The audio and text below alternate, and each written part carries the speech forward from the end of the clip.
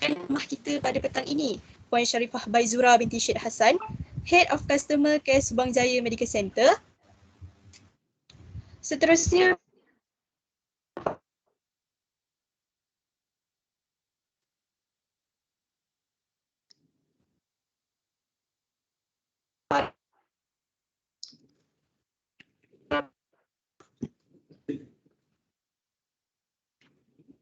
Raja tak ada. The connection is quite bad.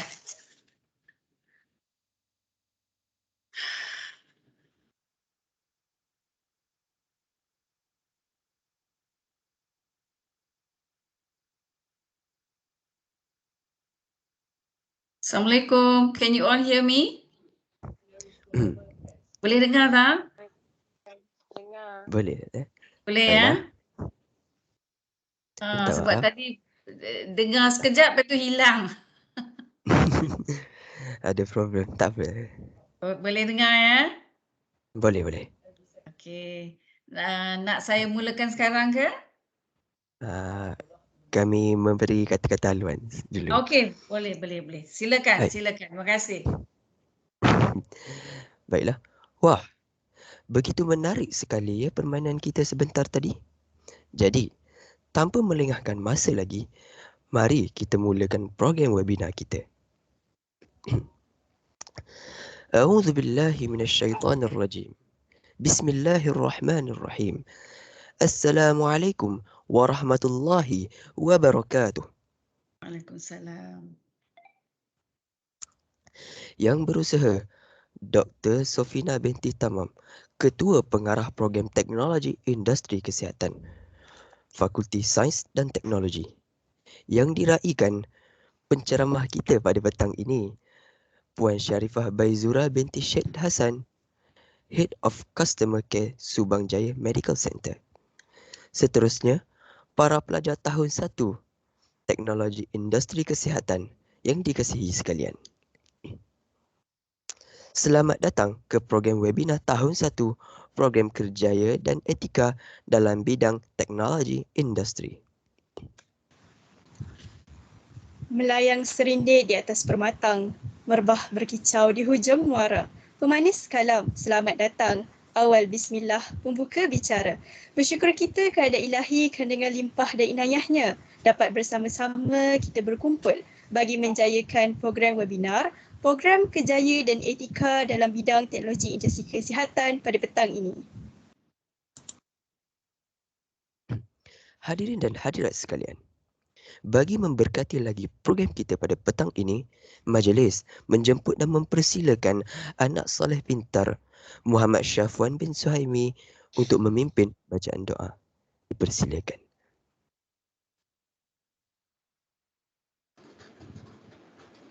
أعوذ بالله من الشيطان الرجيم بسم الله الرحمن الرحيم الحمد لله رب العالمين والعاقبة للمتقين والصلاة والسلام على سيدنا محمد وعلى آله وأصحابه أجمعين.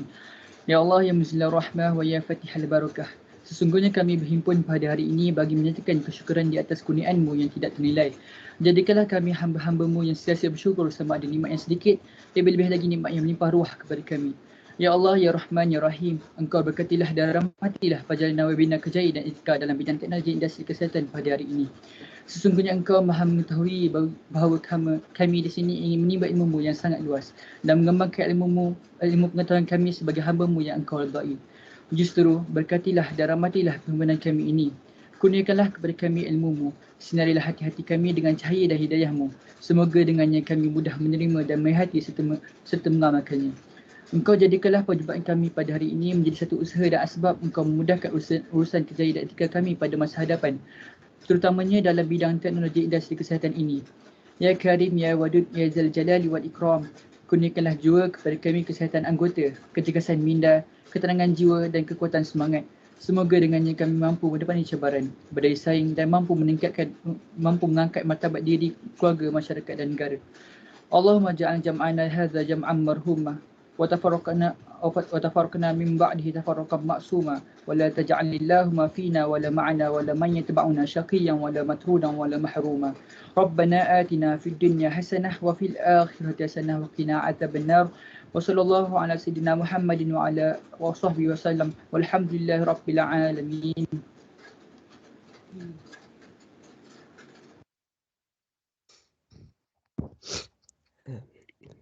Amin, amin, amin ya Rabbal Alamin. Majlis merakamkan setinggi-tinggi penghargaan dan terima kasih ke atas saudara Syafwan di atas bacaan doa sebentar tadi.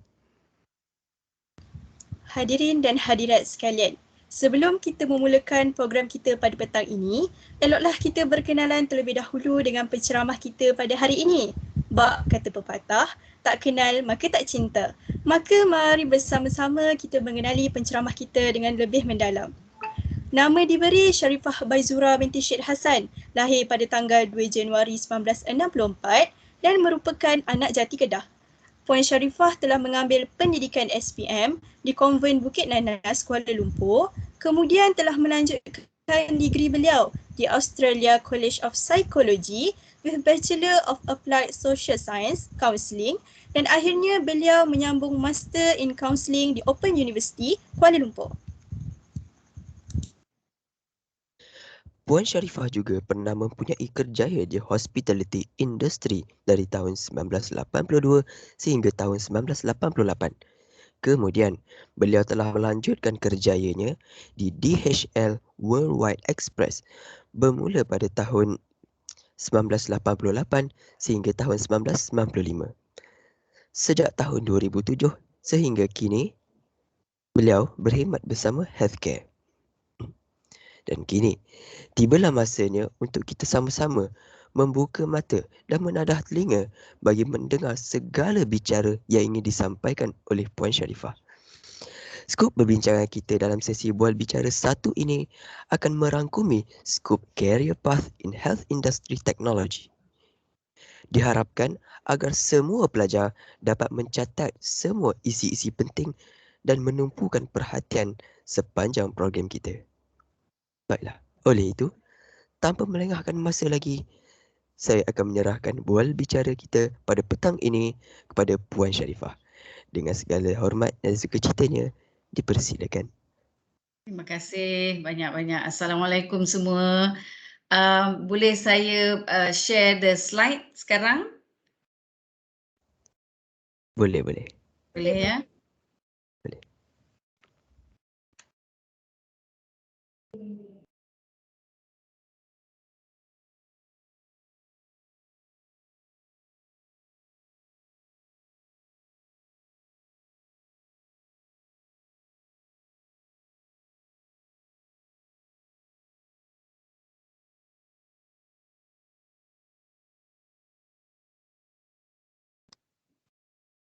Okey, boleh nampak ya? Boleh ke? Boleh. Boleh ya? Boleh, Okey, alright. Assalamualaikum semua lagi sekali. Saya ingin berterima kasih kerana menjemput saya bersama pelajar-pelajar sarjana muda teknologi industri kesihatan. Saya juga ingin mengucapkan terima kasih kerana terutama sekali kepada Dr. Sufina Tamam, Ketua Program, kerana sudi menjemput saya untuk berkongsi ya pengalaman saya yang bekerja di healthcare. Seperti yang anda semua lihat tadi sedikit biodata, saya bermula bekerja di healthcare dalam 2007. So now is almost 15 years ya. Jangan kakeliklah umur saya ya. Dah nak dekat pencen dah. Okey. Saya bermula di healthcare ni untuk pengalaman anda, saya tidak ada sedikit pun pengalaman mengenai industri kesihatan.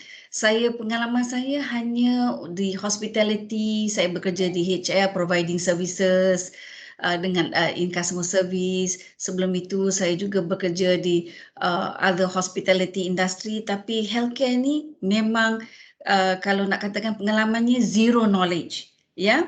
Tapi bila saya mula bekerja, I learn during what we call on-job training, ya, sambil bekerja, sambil belajar dan memahami industri ini, ya. Dan saya rasa dalam semua tempat yang saya bekerja, inilah industri yang saya rasa sesuai sangat dengan jiwa saya, because tak semua orang boleh bekerja dalam industri kesihatan. Nanti saya akan berkongsi kenapa it's not just about your qualification. To me, nak bekerja dalam industri kesihatan ni, kita perlu compassion, mesti ada rasa compassion untuk macam mana kita nak menolong orang. Kalau dari kita tak ada sifat tu, susah nak bekerja dalam industri kesihatan, sebab industri ini memang dia punya expectation dari pesakit terlalu tinggi, especially kalau you bekerja dalam swasta,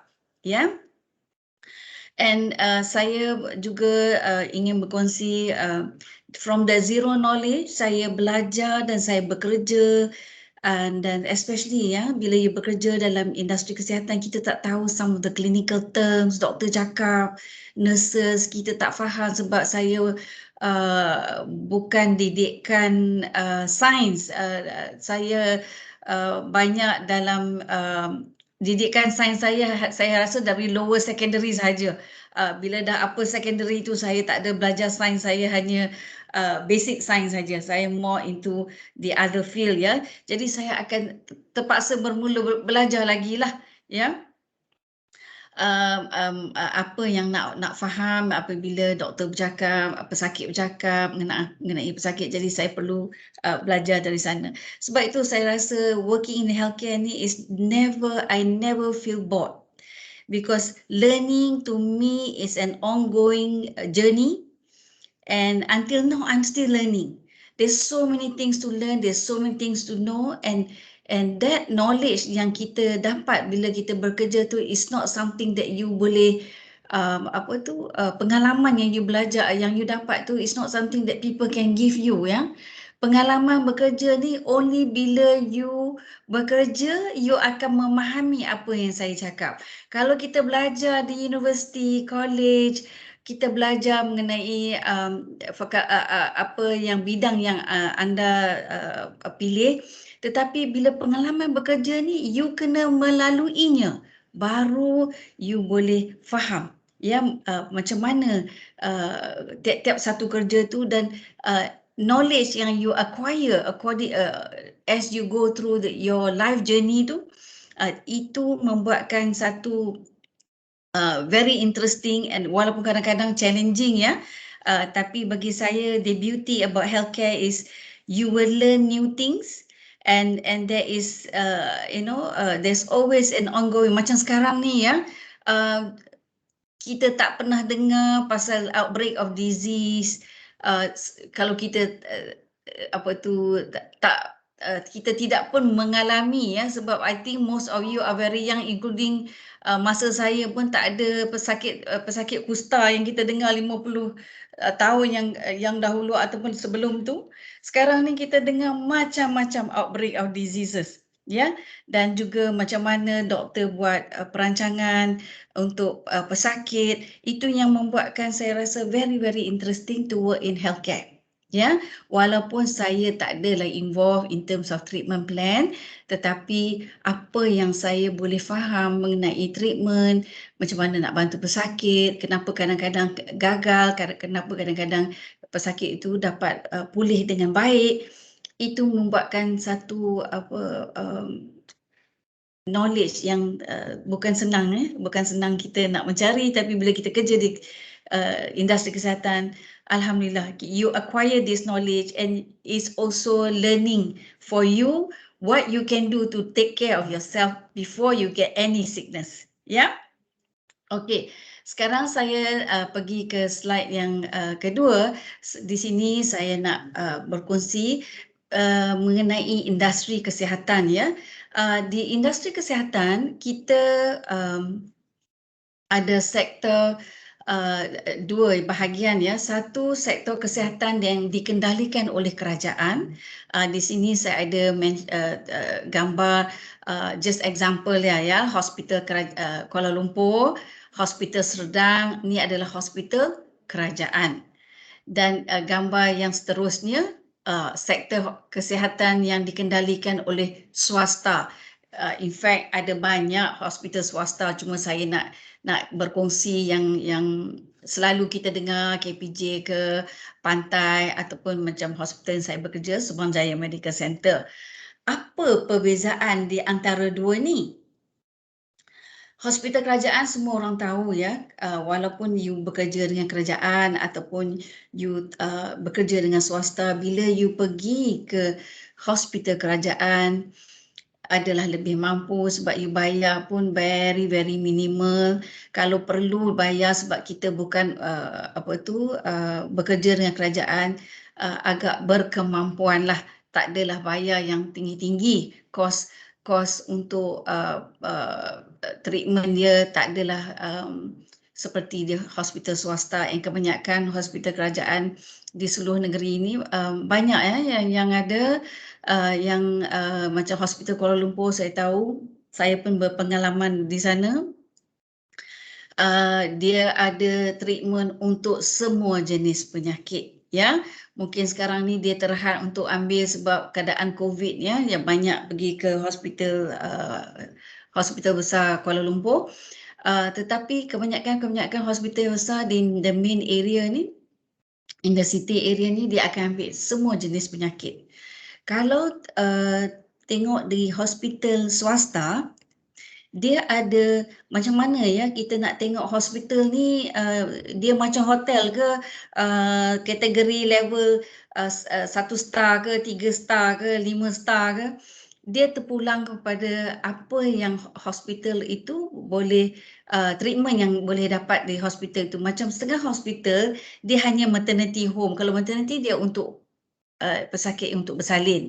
Ada setengah hospital untuk very simple surgery, untuk ortopedik ya, kalau patah kaki, luka ortopedik, medical, ataupun sakit-sakit yang ringan lah, bukan yang berat.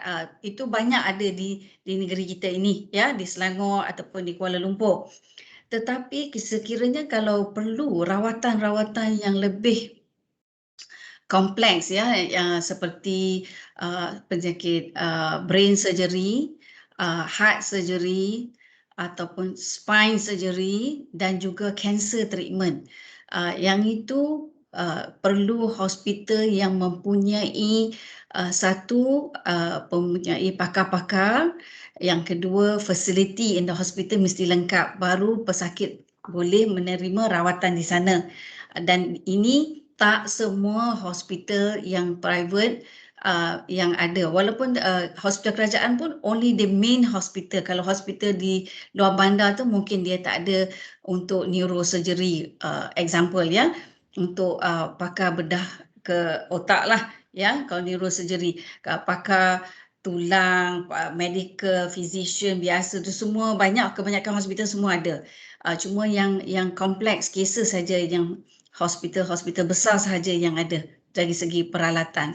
Ini membuatkan saya rasa, dan saya bangga ya, di Malaysia ini kita ada banyak hospital, dan bukan sahaja hospital ni memberi rawatan kepada rakyat Malaysia, tetapi kita juga dari segi yang saya kata ni sektor swasta ya, kita juga mendapat pesakit-pesakit dari luar negara. Yang paling I would say yang tinggi ya, in terms of percentage lah, sebelum COVID the last 2 years ni, kita banyak menerima pesakit dari negeri Indonesia. Bukan Indonesia bermaksud yang mana yang ada di negeri kita yang bekerja di sini, tetapi yang mana yang datang dari Indonesia untuk mendapatkan treatment di negeri kita. Kadang-kadang kita pun terkejut ya, kenapa ya saya pergi ke Jakarta alone, Jakarta ada banyak medical center, dan saya tanya, kenapa awak tak buat treatment di sana? Kenapa datang di Malaysia ataupun di Selangor? Kenapa datang ke sini untuk mendapatkan rawatan? Sedangkan di sana pun universiti pun hebat-hebat, hospital pun hebat-hebat. Tapi yang saya seronok yang dengar dia, kebanyakan mereka berkata mereka lebih trust ya dengan treatment yang diorang dapat di sini. Jadi dia orang kebanyakan dari yang mampu lah dari Indonesia tu, kalau dia orang datang di sini, yang saya tengok lah ya, kalau datang di hospital kami ni, kebanyakannya hospital treatment untuk kanser. Di sana pun ada, tetapi mungkin saya pun tak tahulah, dia lebih trust our doctors, trust our treatment and trust the hospital. And I think this is very good. Sebab apa? Ini pun boleh, industri ini akan boleh berkembang dari apa kita panggil the health tourist. Akan boleh kita mengkembangkan ekonomi negeri kita. Kenapa? Sebab kita ada banyak pesakit dari luar dan maksudnya dari segi kesihatan, dari segi perubatan di negeri kita ini setaraf dengan negeri-negeri yang lain. Dan kebanyakan hospital swasta pun dia ingin berkembang ya. Buat masa sekarang ni saya boleh bagi percentage lah ya.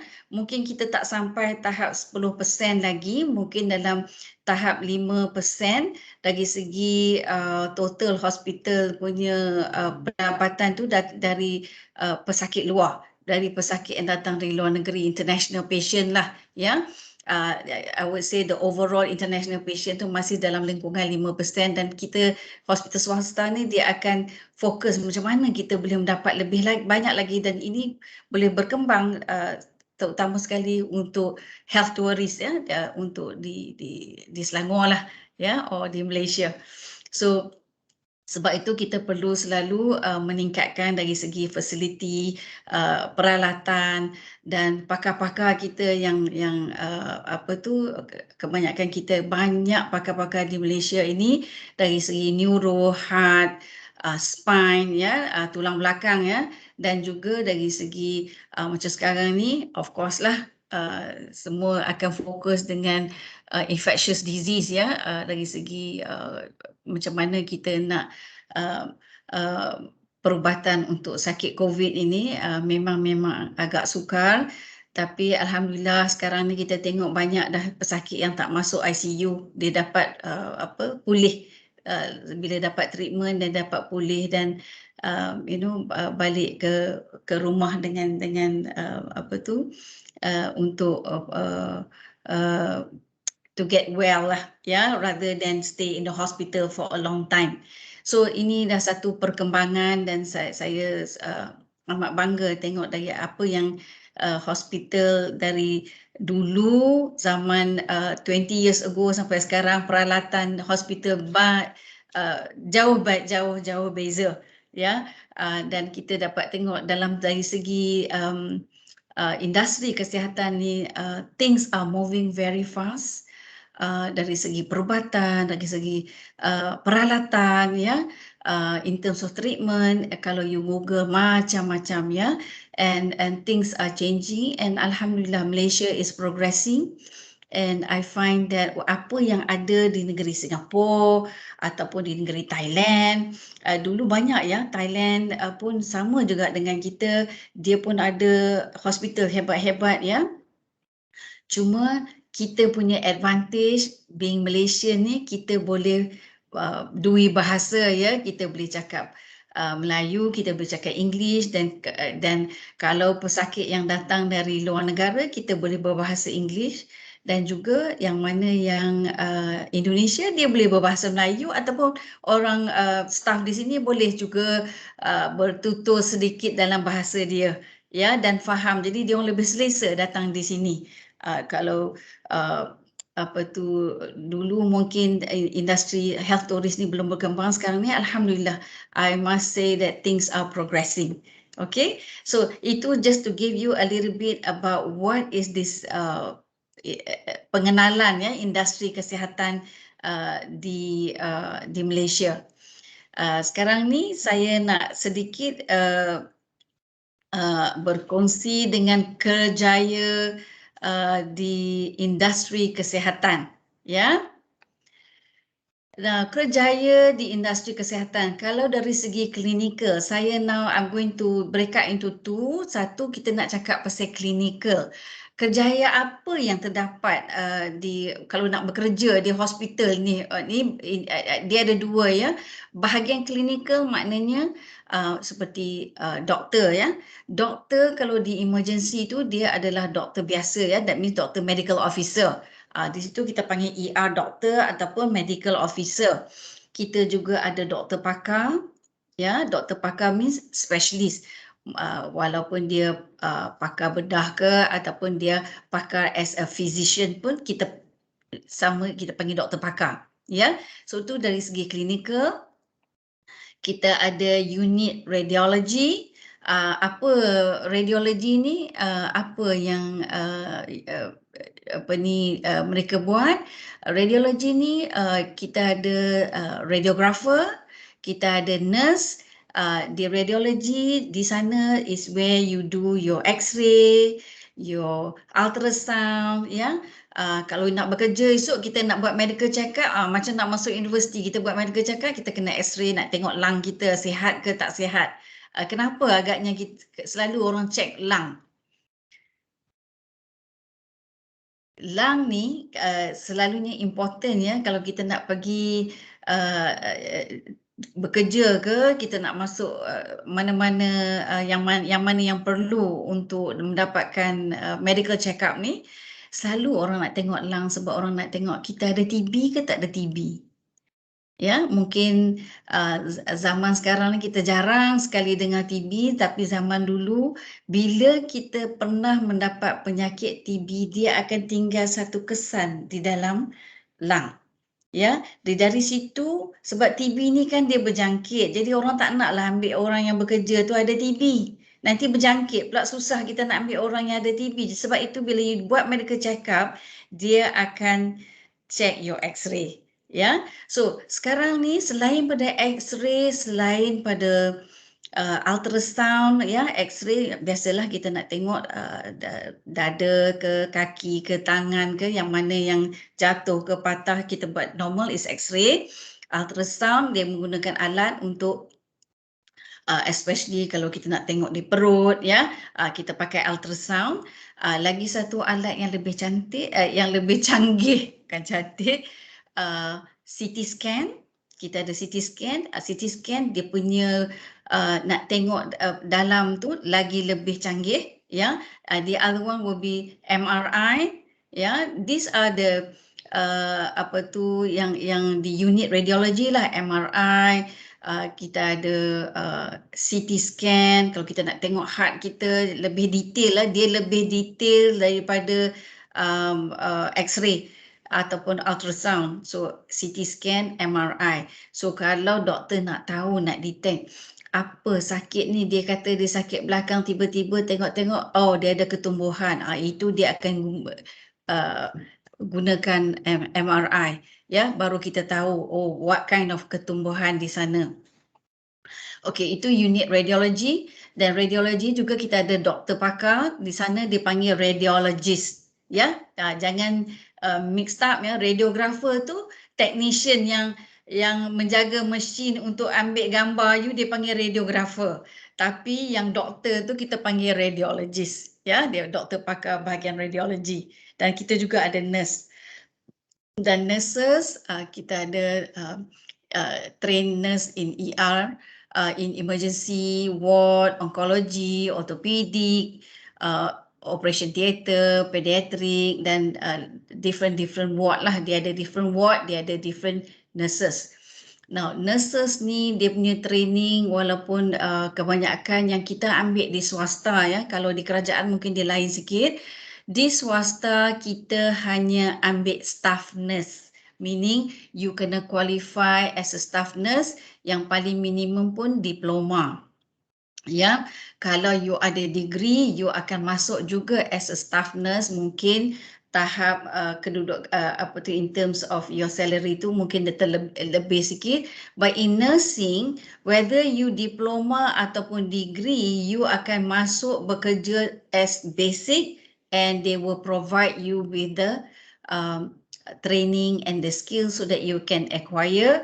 And one thing good bila you ada degree, you punya future in terms of moving up lah dah. Kalau you nak naik dari tahap dari nurse nak naik tahap ke director tu, peluang tu lebih besar kalau compare dengan diploma. Bukan kata diploma tu tidak boleh, dia boleh juga, tapi macam diploma nursing tu selalunya kita akan lepas 2 atau 3 tahun bekerja, kita akan hantar selalunya after 1 year, after 1 to 2 years kita akan hantar dia buat post basic untuk mahir, because bila dia belajar universiti dia akan belajar basic nursing. Bila dia mula bekerja di di hospital, kalau kita hantar dia di pediatric ward example, so dia lebih nak bagi dia mahir tentang pediatric, kita akan hantar post basic. So dia akan pergi untuk 6 bulan untuk ambil kursus untuk belajar pediatric sahaja. Kalau dia ward oncology, dia akan buat post basic for 6 months specializing in oncology sahaja, macam tu. So bila dia ada post basic, jadi dia baru kita boleh panggil nurse yang specialize in that ward or in that area. Kalau tidak, dia datang sini mula-mula dia just nursing with basic knowledge, whether diploma ataupun degree, ya. Yang of course tahap yang paling tinggi untuk nursing selain pada manager, selalu dia naiklah staff nurse, sister, dia naik manager, lepas manager dia naik senior manager, yang paling tinggi sekali director of nursing. Ya, dalam tiap-tiap satu hospital tu kita hanya ada satu saja director of nursing. Ya. So itu untuk nursing. Unit diagnostik, dia ada juruteknik yang bila you pergi diagnostik ni kegunaannya untuk macam mana kita nak, bila kita ada heart, kalau doktor nak ada heart problem, doktor nak buat test, ya, untuk buat ECG, untuk buat echo, untuk buat stress test, dia kena ada technician macam mana nak jaga mesin ni. Ni technician juruteknik ni, bahagian diagnostik dia memang pakar bahagian ni. Ya, so di sana dia ada juruteknik, dia juga ada nurse di sana juga di bahagian diagnostik, dan juga manager yang in charge of the diagnostik. Ya, so at least you tahu dari juruteknik dia boleh naik sampai ke manager, lepas tu dia boleh naik sampai ke tahap senior manager. Ya, the other area will be rehab ataupun rehabilitative, ataupun yang lebih kita paling selalu dengar physio. Ya, kita juga ada rehab doktor, ya, pakar untuk bahagian physio. Di sana ada manager yang menjaga all the therapist di physio. So fisioterapi untuk apa? Apabila kadang-kadang kalau kita lepas buat surgery ataupun kita selalunya lepas buat surgery ataupun sebelum surgery, kalau doktor perlu orthopedic surgeon perlu hantar, kata you kena buat exercise macam mana nak bagi kaki tu training, nak bagi kaki tu mungkin selepas jatuh ke nak pulihkan balik, jadi dia perlu belajar teknik-teknik macam mana kita nak perbetulkan, ya, macam perjalanan kita. Rehab ni is a very big area, so dia ada macam-macam equipment, ya. So bukan macam kita, setengah orang kata, saya dah ada gym kat rumah, tak payahlah bagi rehab. Gym you pakai alat-alat tu, tapi tak ada orang yang nak guide you, ya. Alat ini untuk buat macam mana, exercise ni untuk apa. Jadi di sana kita ada physiotherapist. Physiotherapist juga ada yang tahap diploma ataupun tahap degree, ya. So kebanyakan yang kita ambil ada dua-dua lah, ada yang diploma degree, sama juga macam nursing, bila dia masuk, dia akan walaupun diploma atau degree, dia akan belajar as basic. Lepas itu, what they acquire from there, it all depends how each individual wants to develop themselves. Ya, peluang tu ada. Ya, jadi bila ada degree tu, peluang tu lebih senang lah untuk dia nak naik lagi. Kalau diploma pun tak semestinya tak boleh. Zaman dulu kalau di hospital kerajaan kebanyakan macam nurses dia start dari assistant nurse, maknanya dia belajar untuk setahun saja, dia tak dapat diploma setahun saja, macam mana nak jadi nurse, itu dia panggil assistant nurse. Lepas tu dia pergi kursus dan untuk menaik taraf dari segi dia skills, so they can become a qualified nurse. Ya, seperti sekarang ni kita ada banyak universiti dan college yang can provide diploma as well as degree. So that is more on the nursing. Rehab pun macam tu. Rehab cuma kita tak ada basic, kita cuma ada diploma and degree. Ya. Next is unit pharmacy. Pharmacy semua orang tahu ya, pharmacy itu untuk apa? Untuk ubat. Ya. Di dalam farmasi itu dia ada pharmacist, maknanya farmasi yang qualified ya. Kebanyakan pharmacist yang kita ada semuanya degree ya. Walaupun mungkin degree di sini di Malaysia ataupun di luar negeri ya, ada juga yang ada masters in pharmacy sebab kita ada macam-macam ubat di sini, especially sebab hospital kita we also provide cancer treatment, which means kita punya pharmacist kena handle chemo drugs ya. Yang bawah pada farmasi kita panggil dispenser. Dispenser ni dia tahap ada yang setengah sertifikat, ada yang setengah diploma ya. Dia macam assist pharmacy. Pharmacist nanti akan check ubat-ubat betul ke ini nak bagi untuk patient apa semua. Jadi dispenser ni dia yang akan duduk di depan tu untuk bagikan ubat untuk pesakit. Itu kita panggil dispenser. Dia bukan qualified pharmacist, cuma dia ada some basic knowledge of farmasi dari segi perubatan, ubat-ubat, dan dia akan bekerja di bawah farmasi. Farmasi akan bagi arahan ubat apa untuk bagi pesakit apa semua. Sekiranya kalau pesakit perlu ada apa-apa soalan nak tanya, farmasis akan keluar untuk memberi maklumat untuk pesakit. The other area is in clinical we call dietetic. Dietetic ni kalau mungkin kita lebih dengar dietitian ya dalam bahasa Inggeris. Dietetic ni dari segi pakar pemakanan. Kenapa kita perlu pakar pemakanan di hospital? Sebab pesakit yang tak boleh makan seperti yang duduk di ICU. Jadi kita kena tahu sukatan makanan apa yang kita nak bagi ke orang yang tak boleh makan.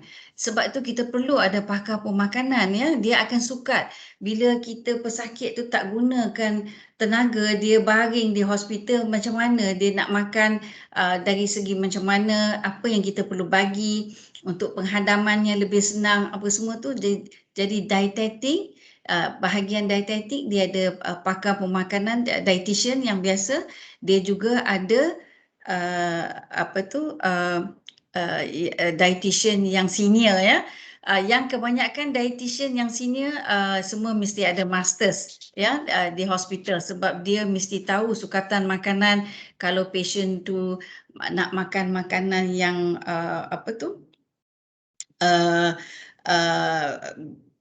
yang through tube feeding, yang ni yang lebih-lebih ni lah. Okey, last kali saya nak cakap pasal makmal. Makmal means lab. Lab kita ada doktor, manager dan juru teknik makmal. Untuk mengambil darah dan juga macam mana nak memproses dan untuk proses darah-darah yang kita ambil di makmal. Okey, kita nak berhenti di sini untuk sementara ke?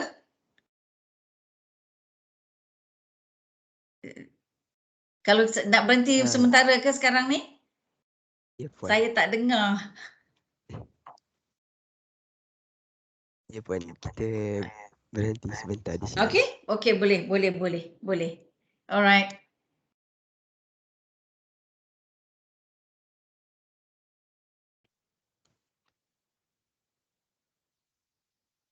atas perkongsian yang begitu menarik sekali. Apa yang boleh saya simpulkan, kita lihat banyak kerja yang boleh pilih dalam industri kesihatan, tapi akan satu sesi mini game untuk para pelajar sekalian. Jadi, marilah bersama-sama kita bersantai dahulu. Saya serahkan majlis kepada ahli jawatankuasa aktiviti. Pada sesi permainan kali ini di mana rakan-rakan perlu meneka jawapan berdasarkan emoji yang dipaparkan di dalam setiap soalan. Saya akan mulakan dengan bahagian penerangan. Pertama, mengenai peserta. Pelajar akan dibahagikan kepada dua kumpulan, kumpulan pertama dan kumpulan kedua, di mana setiap kumpulan mempunyai 12 peserta. Setiap pelajar di dalam kumpulan masing-masing akan ditetapkan nombor soalan tertentu. Ini merupakan senarai nama para peserta untuk setiap kumpulan. Saya juga mohon rakan-rakan alert di saat saya memanggil nama untuk menjawab soalan ketika permainan berlangsung. Selanjutnya, saya akan menerangkan arahan untuk permainan ini. Apa yang anda perlu lakukan adalah untuk meneka peribahasa Melayu berdasarkan emoji yang diberikan. Rakan-rakan, sila beri perhatian. Anda diberi masa 15 saat untuk menjawab soalan. Anda hanya mempunyai sekali peluang untuk menjawab. Jika wakil dari kedua-dua kumpulan tidak dapat menjawab atau jawapan yang diberikan salah, maka tiada markah yang akan diberikan. Markah hanya akan diberi pada jawapan yang paling hampir atau jawapan yang tepat. Itu sahaja penerangan bagi permainan ini.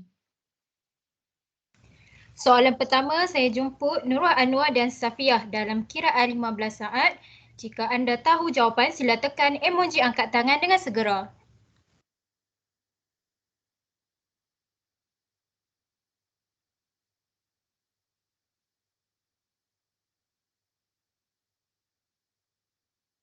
Safwan, tolong tekan masa.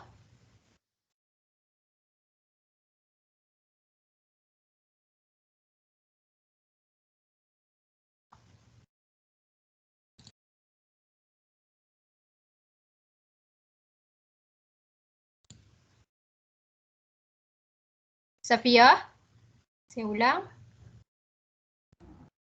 Boleh jawab dah? Boleh. Bagai cincin dengan permata. Tepat. Maka markah diberi kepada Safiah. Soalan kedua. Saadah dan Asma. 15, Dalam kiraan 15 saat, jika anda tahu jawapan, sila tekan emoji angkat tangan dengan segera. Asma, apakah jawapan anda? Hangat-hangat tahi ayam. Tepat, maka markah diberi kepada Asma. Soalan ketiga. Aina Sabrina dan Dalili Sofia.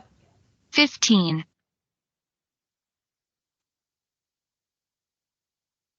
15, 14, 13, 12, Sila 11, stopkan countdown. 10, 9,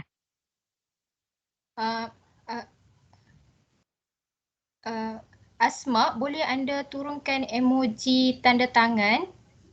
Emoji angkat tangan. Okey. Sabrina, apakah jawapan anda untuk soalan ketiga ini? Jawapan dia biar putih tulang jangan putih mata. Tepat. Maka soalan ketiga ni maka diberi kepada Sabrina. Soalan keempat, Sofia dan Luqman. Dalam kiraan 15 saat, jika anda tahu jawapan, sila tekan emoji angkat tangan dengan segera. 15, 14, 13, 12, 11, 10, Sila stopkan countdown. Sofia, apakah jawapan anda? Jawapan saya bagai bulan di pagari bintang. Tepat. Maka diberi kepada Sofia. Soalan kelima, Sahirah dan Wahida.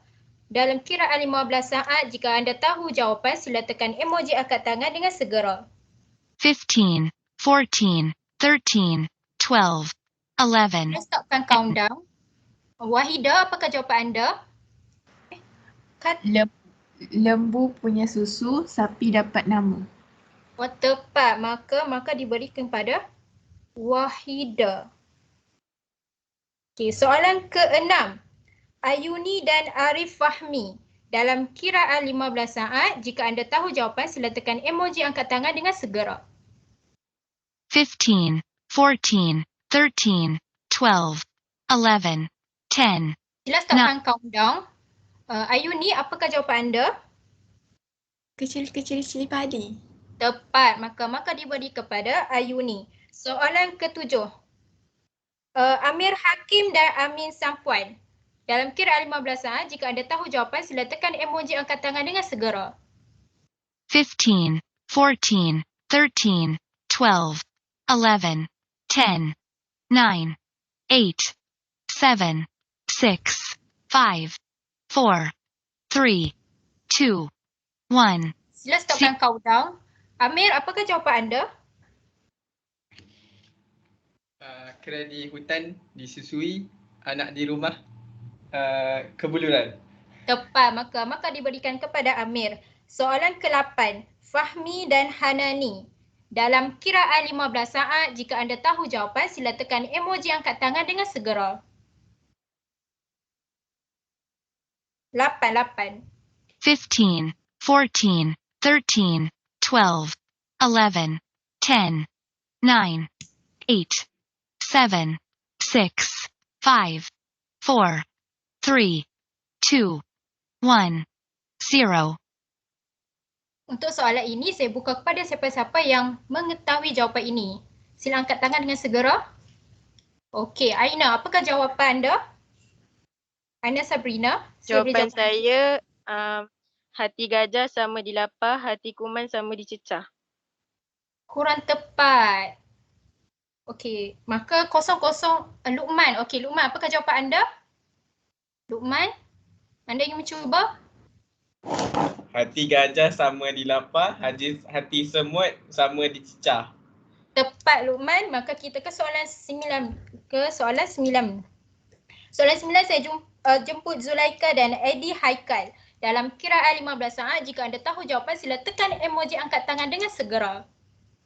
15, 14, 13, 12, 11, 10, 9, 8, 7, 6, 5, 4, 3, 2. Sila stopkan countdown. Eddie Haikal, apakah jawapan anda? Jawapan dia, diam-diam ubi berisi. Ya, tepat. Maka diberi kepada Eddie Haikal untuk soalan 9. Soalan ke-10, saya jemput Syazana dan Ifah Liana. Dalam kiraan 15 saat, jika anda tahu jawapan, sila tekan emoji angkat tangan dengan segera. 15, 14, 13, 12, 11, 10, 9, 8, 7, 6, 5, 4, 3, 2, 1, 0.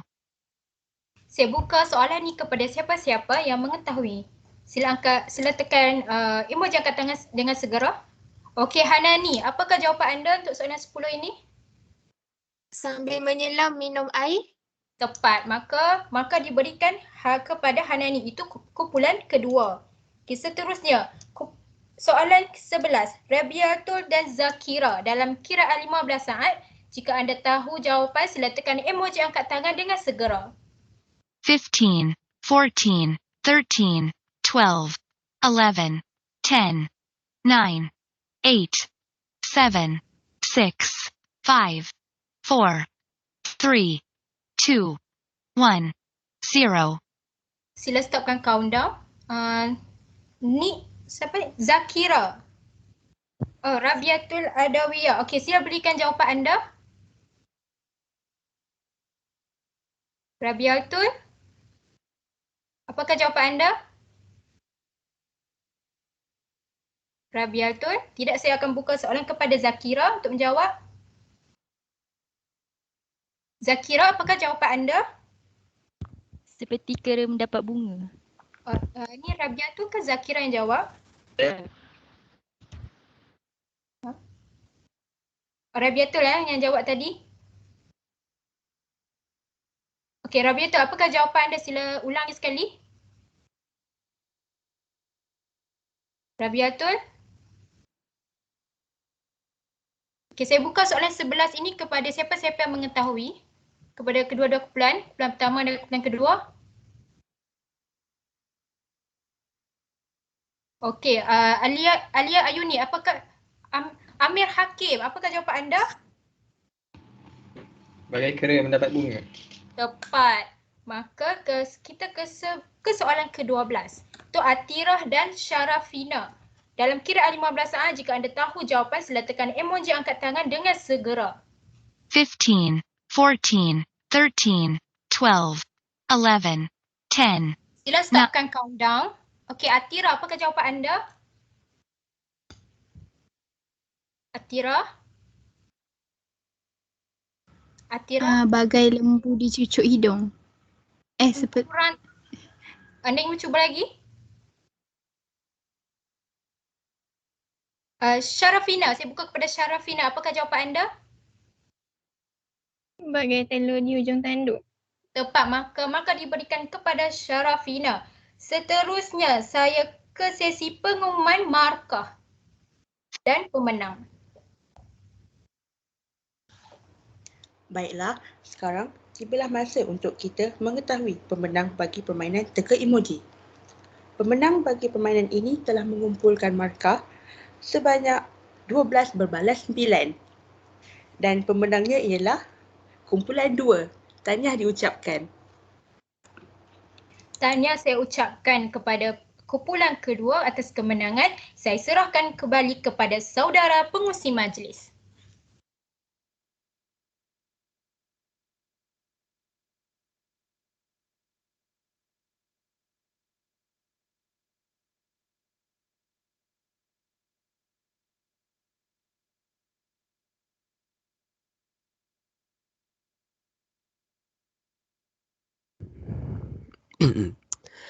Baiklah. Terima kasih kepada jawatan kuasa aktiviti di atas permainan sebentar tadi. Jadi, pastinya semua pelajar telah pun segar, bukan? Maka dengan itu marilah kita sama-sama kembalikan fokus kita kepada sesi yang seterusnya, iaitu bual bicara 2 dan 3. Skop perbincangan kita kali ini akan lebih memfokuskan pula kepada skop workplace safety and personal wellness dan juga ethics and integrity in profession service. Oleh itu, tanpa melengahkan masa lagi, majlis sekali lagi menjemput dan mempersilakan Puan Sharifah untuk meneruskan sesi bual bicara. Dengan segala hormatnya, dipersilakan. Terima kasih. So I have to share my slide again. Yeah. Okay. Sebelum kita pergi ke sesi seterusnya, saya ada bagi sedikit penjelasan ya bagi kerjaya di industri untuk klinikal. Saya the next saya nak explain sedikit untuk kerjaya di industri kesihatan yang bukan klinikal, ya, yang terdapat di hospital kerajaan ke ataupun hospital swasta. So these are some of non-clinical career yang you boleh fokus in case some of you for your future you nak tahu kalau saya nak bekerja ke hospital, how far can I go if I start as an executive, lepas saya graduate, lepas ni saya boleh pergi ke mana, ya. On the administration side, of course, the highest will be Chief Executive Officer ataupun setengah hospital mungkin dia tak ambil CEO, dia mungkin dia panggil General Manager. Tapi selalunya yang saya tahulah, kalau di hospital swasta kebanyakannya CEO. Kalau di hospital kerajaan mungkin dipanggil pengarah, ya. Director, senior manager dan manager of depending lah department mana, ya.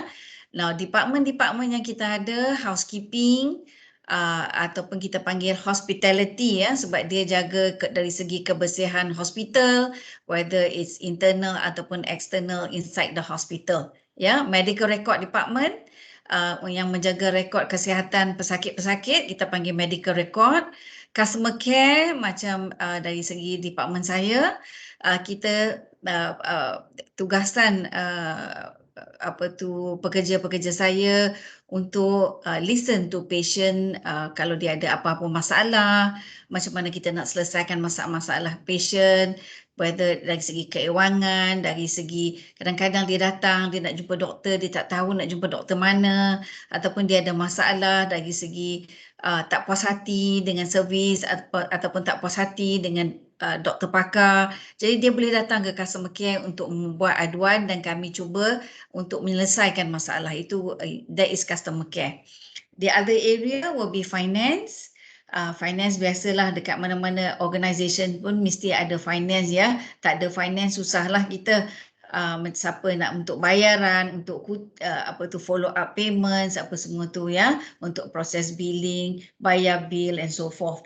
Front office, apabila pesakit tu perlu admission, dia akan pergi ke front office. That is the area untuk dia orang punya responsibility untuk proses patient punya documentation sebelum masuk ward. Business office, that's part of the finance. Cuma business office ni kalau ada tunggakan pembayaran, jadi business office lah yang akan follow up ya. Human resource, biasalah di mana-mana pun ada human resource. Di sini human resource bila kita nak bekerja, kita akan bertemu human resource. Kalau every organisation definitely will have one head of human resource, selalunya senior manager level lah, dan dia juga ada executive dia yang untuk depending on the number of staff that you have. Kalau staff tu ramai, banyaklah kaki tangan human resource. Kalau staff tu tak ramai, macam di hospital kami, untuk 1,300 pekerja, kita ada 1 senior manager dan 6 pekerja sahaja. Sebab kebanyakannya yang menjaga dari segi staff, banyak yang kita banyak gunakan computer system ya untuk apply leave apa semua, everything is done using computer. Jadi kita tak banyak perlu tenaga ya untuk menjaga in terms of human resource. Food and beverage, untuk pemakanan, food and beverage di sini kita pun provide coffee shop ya untuk pemakanan patient, dan juga kita punya F&B ni dia pun jaga pemakanan. They work very closely dengan dietetics untuk pemakanan pesakit-pesakit di hospital.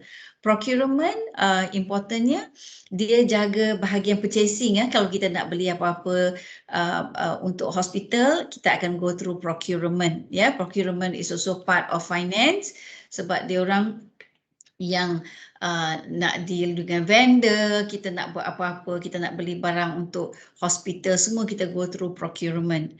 Quality, every organisation ya, walaupun di healthcare ataupun bukan healthcare mesti ada quality. Sebab apa? Kita perlu set certain standard, dan kita perlu ada quality team untuk monitor, make sure that kita selalu follow kita punya standards yang kita set. Kalau tidak, nanti standard kita mungkin satu hari naik, satu hari turun. So it's important to have the quality team untuk look into our process for improvement. Safety and security, ya, every company pun mesti ada safety and security. Kebanyakan yang security officer yang menjaga ya pegawai keselamatan ya di hospital. Marketing department, kalau di hospital swasta, marketing is very important sebab they are the one who promote the hospital punya services to our patients, whether they are local ataupun they are overseas ya. Kita nak macam mana kita nak market, apa yang kita, kalau marketing team kalau dia nak pergi ke Indonesia nak market, apa yang kita tahu pesakit di sana, yang mana yang nak datang ke Malaysia untuk mendapatkan rawatan. Jadi dia perlu ada strategi ya kalau kita nak expand kita punya international market. Contact center itu kebanyakannya dulu kita mula-mula memanglah telefon operator. Lepas tu kita dah upgrade contact center, jadi contact center. Kenapa? Dia orang juga menerima tempahan untuk appointment, untuk lain pada transfer of calls. They also handle enquiries untuk appointment untuk patient. Kalau ada apa-apa yang patient perlu, dia orang akan ambil maklumat dan akan sampaikan ke klinik. Jadi dia orang adalah what we call the contact center. So these are what I call the non-clinical, ya, kerjaya yang bukan klinikal yang ada di hospital-hospital swasta. Okay. So next is saya nak bincang mengenai keselamatan tempat kerja dan kesihatan diri pekerja di sini, ya. What is important in our organisation, kita mewujudkan kesedaran kepada semua pekerja. Dan kesedaran kita follow OSHA, ya. What is OSHA? OSHA is Occupational Safety and Health Administration, ya. Kita berdasarkan guidelines dari OSHA, because every employee kita pun nak jaga bekerja di hospital ni, it's important. Kita nak employee tahu bukan setakat datang bekerja sahaja, dia perlu tahu macam mana nak jaga kesihatan. Kalau tempat yang hujan, basah, jadi it's important, ya, kita must take note that mesti kita ada certain keselamatan untuk menunjukkan mesti ada yellow cone. Jadi semua orang yang lalu kena ambil perhatian, ya, tak boleh redah ikut suka, nanti lincin jatuh dan susah, ya. So it's not just about patient safety, it's also about our kaki tangan, ya. Dan selalunya bila kita come up with any program untuk mewujudkan kesedaran, kita juga these are part of the program yang I want to share with you kejap lagi. Gambar-gambar di bawah itu menunjukkan how we can also educate our staff as well as public. Dan kita create macam mana, ya, kalau kita nak continue to improve in terms of what can we do for improvement in terms of safety of our staff, safety of our patient. Kita ada this QR code. You tengok this scanner ni, kita berikan kepada semua in terms of our staff, every department. So sekiranya dia ada apa-apa untuk membuat aduan, dia akan scan di situ dan memberi maklumat. Apa yang perlu, mungkin dia tengok ada dekat tangga tu mungkin ada satu dah rosak ke apa untuk keselamatan kaki tangan, jadi dia perlu make sure that kita repair ataupun lift, ya, kita ada lift, how often do we check. So these are the things that we need to make sure that whatever facilities yang ada di hospital, it is safe to use by our staff, by our patient and by the visitors who come to the hospital, ya. Dan kita juga ada team, ya, of semakan bulanan oleh pengurus keselamatan kesihatan, ya.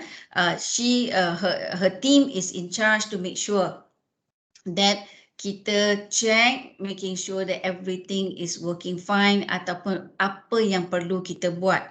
Bagi satu contoh, ya, ada saya terima maklumat dari pesakit yang visitor lah yang datang dekat parking kereta dekat basement, and then dia kata dari segi lepas you parking kereta, you nak masuk ke tempat lift, dia ada the level is not same level, jadi senang kalau orang tak nampak dia boleh jatuh.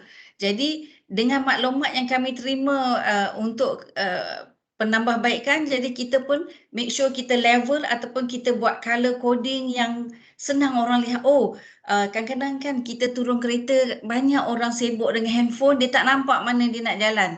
So kita kena bagi highlight, ya, maybe what we have done dekat bawah tu kita paint so that color yang striking, jadi bila orang tengok nampak di sini dia kena perlu berhati-hati sebab nak ada the level dari basement kapak tu nak masuk ke tempat lift tu, dia bukan even floor, jadi kita kena make sure that siapa yang datang tu lebih berhati-hati. So these are some of the initiative yang kita buat lah, ya.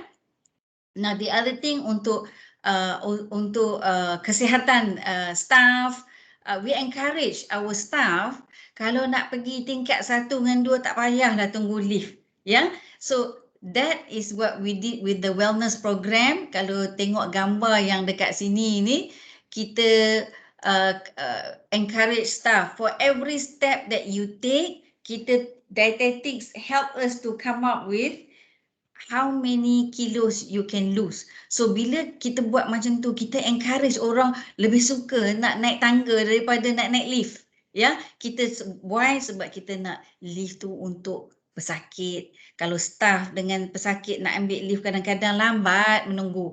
Ya, so what happened is that kita came up with the wellness program. Kita encourage staff, please take the stairs. Kalau nak pergi tingkat 1, tingkat 2 tak payah tunggu lift. Ya, kalau of course the elderly one sometimes nak naik tangga lebih macam saya nak naik tingkat kedua tercungap-cungap jugalah. Tapi kalau kita dah selalu berlatih, it makes it easier.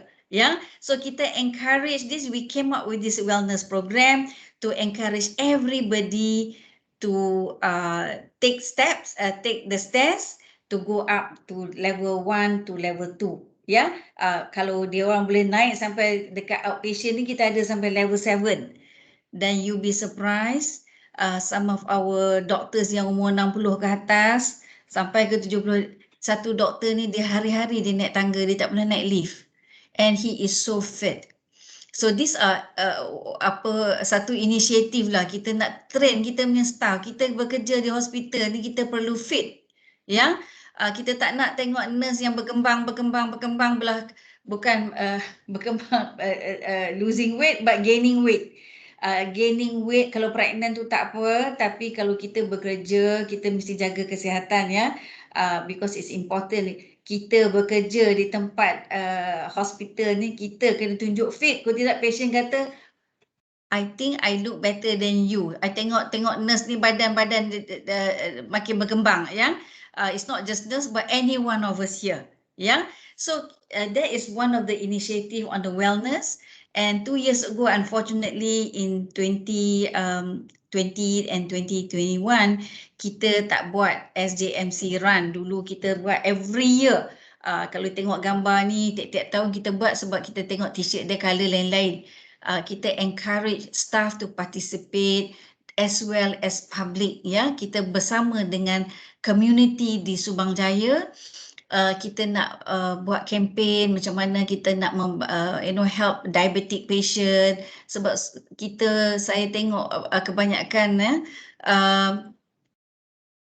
majority of people we live to eat, sometimes we forget what we eat, whether is it good for us or not, especially kita orang Melayu ni semua makanan yang mana-mana yang hebat-hebat.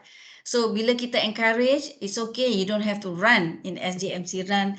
You can walk, you can run at your own pace. The thing is we make it fun. It is so fun to walk.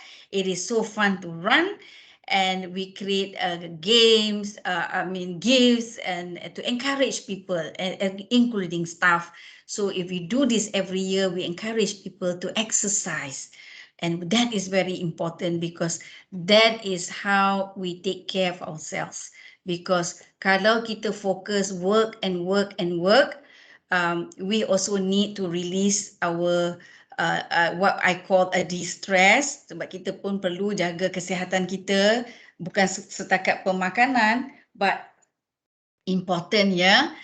Especially now bila orang banyak kena berkurung, working from home, or tak boleh attend kelas ke, asyik dengan komputer, so you don't do a lot of activity. So it's important that kita get ourselves to do some form of exercise so that we can look after ourselves well, yeah. So on the this is what I call keselamatan tempat kerja as well as kesihatan diri anda, just to show some of the initiative that the hospital have done. Okay. Now next is etika and integrity, and I'm so passionate about this. Apa itu yang kita kata definisi etika? Etika is about melakukan sesuatu yang benar, ya. In English we say it's about doing the right thing. A lot of us, kalau I tanya sesiapa pun, do you know what is the right thing to do? Yes, of course I know. But do we put that into our practice? That is very important. Because bila kita di mana kita berada, to me it's important to have good working ethics and integrity. Ya, apa itu definisi integrity? Kualiti bersikap jujur dan mempunyai prinsip moral yang kukuh. Ya, so just to summarize, and I put in this simple slide so something that is easy to remember. Yeah, when you talk about ethics and integrity, the first thing is about kejujuran. Ya, especially bila kita bekerja di mana-mana, ya, kalau macam di hospital, we need to be honest. Ya, kalau kita buat silap, especially kita manusia, kita kadang-kadang ada buat kesilapan, tetapi bila ada kesilapan, especially in healthcare, kita tak boleh kata it's okay, you can make mistake. No, it's not okay, but I do understand as human being kita sometimes we make mistake. Apabila kita buat sesuatu yang silap, immediately, this is what I selalu emphasize to the team, immediately alert your superior. Saya tersilap, saya ubat tu doktor suruh bagi 0.5, tetapi saya tersilap bagi 5. Example. Ya, sebab itu kalau kita tak jujur bila sesuatu yang berlaku kepada pesakit, immediately kalau kita tahu benda itu dah berlaku, kita immediately alert doktor, kita boleh membuat sesuatu untuk reverse it, ya, so that apa yang pesakit tersilap makan ubat, kita boleh do something to prevent from getting worse. Sekiranya kita tak jujur dan kita tak beritahu siapa sampai pesakit itu dengan keadaan yang lebih teruk, itu satu kesilapan yang besar dan hospital kena tanggung. Ya, sebab itu it's important to have this good working ethics and integrity. Kejujuran tu mesti ada. Ya, kedua is keadilan. Of course, whatever kita buat, apa yang tempat kita bekerja, you must have the fairness, ya, keadilan. You must know your right as an employee, you must know your right as a student, you must know your right as an employer. So everybody must know your right so that kita bekerja dengan follow the principle of keadilan. Ya, yes, sometimes you may say, customer is always right. Yeah, customer who comes to swasta, they would emphasize that, hey, I'm your customer, I'm paying you, so I am right, you are wrong. Yes, we have to respect that customer is always right. However, if there is something that's not right, then kita perlu untuk memberi penjelasan so that we need to make sure that the customers can understand if they try to take advantage. Memang ada pun, ya. Tetapi sekiranya kita yang buat kesilapan, dan kita mesti beri satu penjelasan, ya. The other thing is prihatin terhadap orang lain. It's very important, especially when you work in a hospital. There must be prihatin terhadap orang lain. Kita mesti, apa yang kita buat, we cannot just think of ourselves. Kita mesti fikir orang lain, whether it's your colleague, whether it's the pesakit, whether it's the visitor, how our decision can affect other people. So it's important kita mesti ada prihatin terhadap orang lain, and then bertanggungjawab, be responsible. Ya, sekiranya apa pun kita buat, kalau kita tak bertanggungjawab, it just reflects on your character. That means you do not have a good ethics and integrity kalau kita tak ada bertanggungjawab. Ya. And of course, integrity is overall, ya, kita perlu ada sikap integrity, mematuhi undang-undang, whether undang-undang dari segi undang-undang ataupun di undang-undang di tempat bekerja. Kalau sekiranya di tempat kerja tu they have HR impose on certain guidelines, these are the things you have to follow, ya, as an employee. Example, kalau datang kerja mesti datang kerja pukul 8, kita suka-suka nak datang kerja. These are the things that you have to follow the guidelines of where you work. Ya, of course mematuhi undang-undang negeri tu, negara kita tu, yang tu mestilah, ya. Kalau tidak nanti jadi masalah dengan polis pula, ya. Kesetiaan is very important to me. Sometimes it's very subjective, ya. Kadang-kadang kita nak setia. To me it's about loyalty. Alright, where you work, you should give that loyalty to your employer. If you're not happy, you feel, oh, this is not the right place for me, then it's okay, you can move on. But it's what it's important is kesetiaan. Whatever we do, bila you have the right working ethics, then you know how to value. Then you tahu, oh okay, kalau tempat ini saya tak suka, nanti I want to go and put in the social media, you know, this employer ni teruk lah, macam ni lah. That, to me, that's not right. Ya, kita kalau kita benda yang kita tak happy, you find that this is not right for you, then you find and you know, you can always move on and find a new place to work, because there's no point you stay on and then you continue to be negative, and then you do not show your loyalty to the company. That's you know, to me that's not right. So if ever that happens, something that you're not happy about, then try to find a solution. If not, to me, you can find the next step is to move on. Yeah. Next is positive, sikap positive, and this is very close to me, because I find that you have to be positive in what you do, especially when you work in healthcare. Why? Because bila kita bekerja di healthcare, you will go through a lot of ups and downs, a lot of challenges, ya. Bila kita jumpa pesakit ni macam-macam. Bila orang sakit ni bukan dia nak senyum, dia cakap baik. Kadang-kadang macam-macam that you deal with, ya. Jadi kadang-kadang kita as human being, it will affect us emotionally, right? Then it's not fair kalau kita hari-hari kita terima negatif, it will demoralize you, yeah. So it's important you have to be positive and learn to self-care, yeah. Learn to de-stress, learn to you know, try to rise above, so that how do I overcome this? Ya, kalau hari-hari kita balik rumah, kita ada something that's not right, and kita you're not positive, you find that this negativity will affect you. Ya, so you don't want that. So it's important bila kita nak apa pun dari segi pekerjaan, there will always be ups and down. So it's important that we stay positive in what we do. Yeah. Even though in studies, yeah. And to me, because bila you stay positive, inshallah, you will be able to overcome anything, yeah. And of course, menjaga amanah, yeah.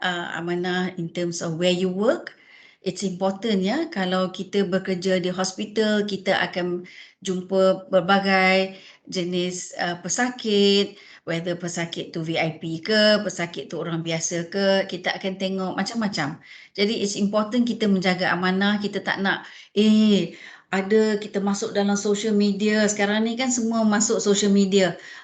Jadi we lose that in terms of as a employee of a hospital, kita mesti jaga amanah. Kita tak boleh pergi cerita, oh you tahu tak dia tu sakit ini.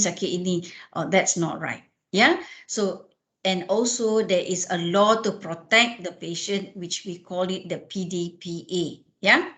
All right. So that act is to protect patient. Kita tak boleh suka-suka beritahu orang ni sakit apa, orang ni datang hospital untuk apa. Yeah. So amanah is very important bila kita bekerja di hospital. And lastly is about menghormati orang lain. Yeah. Because to me menghormati orang lain ni is about respect, ya.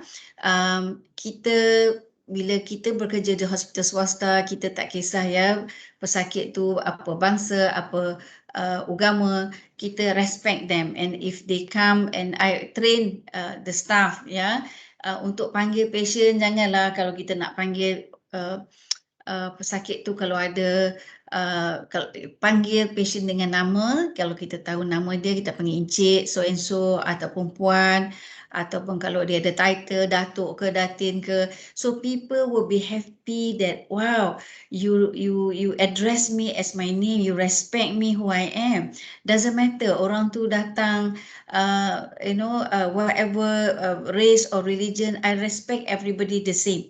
Yeah, and of course kita sebagai orang Melayu or rakyat Malaysia, kita always train to respect the elders. So kita bagi penghormatan untuk orang yang lebih tua ataupun orang yang lebih senior in terms of position. Yeah, that is very important. Mana-mana bekerja pun you must have that. Okay? So why is etika dan integrity itu important? I want to go into my next slide. This is why, minta maaf lah ya, my slide ni just to show you gambar ni, it's in English. Why is it important to have integrity in the workplace? Pasal apa? Sebab integrity in the workplace will promote better leaders. In order for you to one day become somebody at a higher level, you must have this in you. A person with a good integrity, at work ethics integrity, people will respect you and one day you become somebody at that level.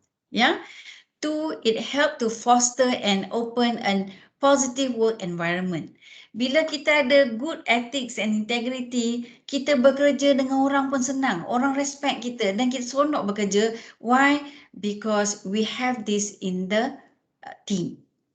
So kalau kita tak ada ethics and integrity, there will always be issues, and if you don't have that, you will have problems in wherever you go.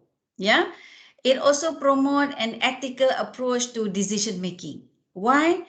Because bila kita ada ethics integrity, sebelum kita membuat keputusan as a leader or as an individual, kita fikir, betul, is this decision good for me, or is this decision good for the team, or is this decision will affect my company? So whatever decision kita nak buat, kita fikir the pros and cons, kita fikir adakah ini baik untuk diri kita, adakah ini baik untuk pekerja di sini, adakah apa yang kita buat ini baik untuk company. So we will think before you make a decision. And fourthly, it's about encourages diversity, equity, and inclusion. Because when you have good ethics and integrity, we are able to work as a team, and it promotes strong and resilient team. Resilient ni team yang strong dan tahan lasak lah, That means yang kukuh, Kita tak nak team hari ni okay, besok bergaduh. Kita tak nak macam tu. You work dekat mana-mana pun you will find this. So if you have good working ethics, integrity, it doesn't matter di mana-mana, insya-Allah you will be able to bring yourself to become a good employee in the organization. And lastly, actively builds and maintain trust, and trust is very important. If a person do not carry themselves, kalau seorang tu tak carry themselves dengan ada good etika dan integrity bekerja, orang pun kalau nak trust tu pun susah, Orang kata, dia ni betul ke ni? Boleh ke saya trust sebab tengok perangai dia ni macam tak boleh trust saja. So the same thing, for the doctors, bila dia nak buat sesuatu surgery, dia mesti nak panggil team of yang boleh bekerja dengan dia, team yang dia boleh trust. Kalau dia tak trust, kalau dia rasa, I tak nak lah nurse ni selalu kalau masuk OT jadi masalah. So that means it's good when you carry yourself well, people want to work with you, people want you to be in the organization. That's why it's very important bila kita ada good etika dan integrity. Orang mesti nak ambil kita bekerja. Pasal apa? Dari segi percakapan kita, dari segi perbuatan kita, orang akan have trust in you. So it's important, in anywhere you go, please instill this, tanamkan etika dan integrity bekerja ini. Because the minute you lose this, orang walaupun you ada good academic result, tetapi kalau you tak ada etika dan integriti, orang nak ambil bekerja pun dia akan fikir 10 kali. Yeah. So that's the last part that I want to share actually. In every organization, especially in the hospitality industry, I just want to share this with you.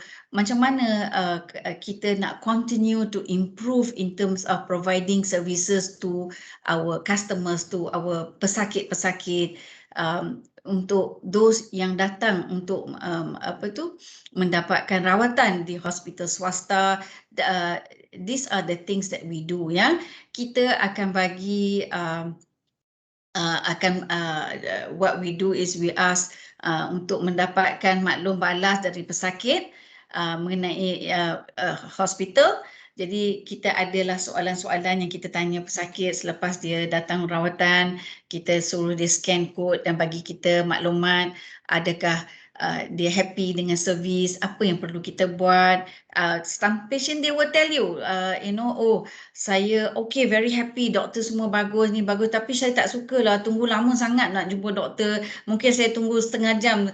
Kalau doktor kata saya datang pukul 2, patut doktor jumpa saya pukul 2. So these are maklumat yang penting untuk kami di hospital swasta, maklumat-maklumat yang boleh menambah baikkan pengurusan, how do we manage our process, ataupun memperbaiki dari segi perkhidmatan dari kaki tangan hospital. What can we do to provide better services, ya? Dan perbaiki kemudahan hospital. Sometimes they will say, hospital ni kan you ramai pesakit tapi tak cukup untuk kami nak parking kereta. Jadi dengan maklum balas yang kita dapat dari pesakit, kami buatkan tempat parking kereta 3 tingkat supaya ataupun macam di sini sebelum dulu kita tak ada yang parking di basement. Selepas kita dah banyak kita menerima, sebab kita nak expand hospital, kita perlukan tempat untuk pesakit-pesakit macam mana dia orang nak parking kereta, jadi kita buatkan. So these are the things untuk hospital, ya. Macam mana kita untuk improve in terms of provide services. Dengan cara maklum balas dari pesakit, kita boleh continue to improve our service to our customers, which is our patient, ya. Dan how do we do that? Sini kita ada excellent rating, very good, good, average, poor. So these are the things yang kita bagi untuk questionnaire untuk patient. Bila dia jawab, kita tahu bukan these are the things that we can measure. Sekarang ni kita tahap mana? Kalau patient kata, oh you bagus saja, tapi saya tak adalah excellent. So kita perlu take initiative apa yang bagi kita perlu buat untuk mendapatkan excellent rating. So sebagai satu hospital swasta yang sudah I would say the last 36 tahun, ya, di Selangor ni, jadi kita berkembang dengan mendapatkan maklum balas dari pesakit, macam mana kita nak improve, macam mana kita nak pesakit, ya, beritahu kita apa yang kita boleh buat lagi untuk meet their expectation, because sometimes expectation tu tiap-tiap pesakit tu berlainan, ya. Jadi kita cuba untuk seimbang apa yang kita boleh buat so that we can continue to provide good services to all our patient. Okay. So that will be my last slide, and I want, if there's any questions, you know that the floor is open. You boleh tanya saya apa yang you nak tanya. Ada apa-apa nak tanya saya soalan tak?